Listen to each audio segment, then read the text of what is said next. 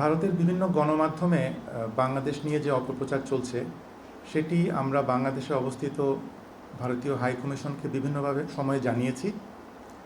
আমরা ভারতীয় কর্তৃপক্ষকে এটি জানিয়েছি যে আমাদের দুদেশের পারস্পরিক যে বন্ধুত্বপূর্ণ সম্পর্ক রয়েছে তার পরিপ্রেক্ষিতে এই ধরনের বাংলাদেশ নিয়ে অপপ্রচার মোটেই কাম্য নয়।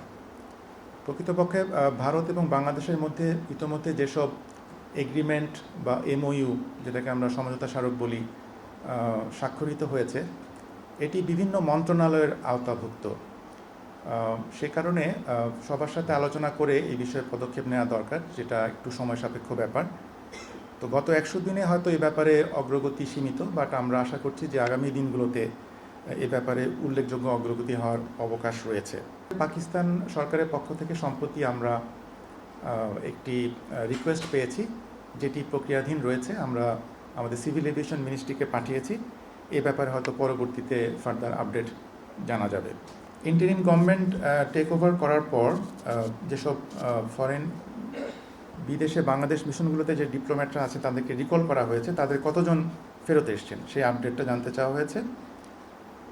আমরা অন্তর্বর্তীকালীন সরকার দায়িত্ব নেওয়ার পরই কিন্তু বেশ কয়েকজন কর্মকর্তাকে রিকল করা হয়েছে। তাদের মধ্যে যেমন পররাষ্ট্র মন্ত্রণালয়ের কর্মকর্তা রয়েছেন, বিভিন্ন মন্ত্রণালয় থেকে ডেপুটেশনে এসছেন এমন কর্মকর্তা আছেন, এবং চুক্তিভিত্তিক নিযুক্ত কর্মকর্তাও আছেন।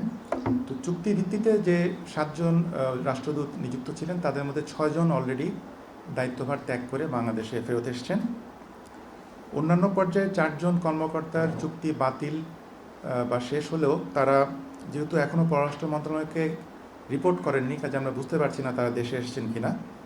এছাড়া ডেপুটেশনে নিযুক্ত 3 জন কর্মকর্তা রিকল হয়েছেন। তারা দায়িত্বভার ত্যাগ করেছেন কিন্তু এখনও পররাষ্ট্র মন্ত্রণালয়ে যোগদান করেননি।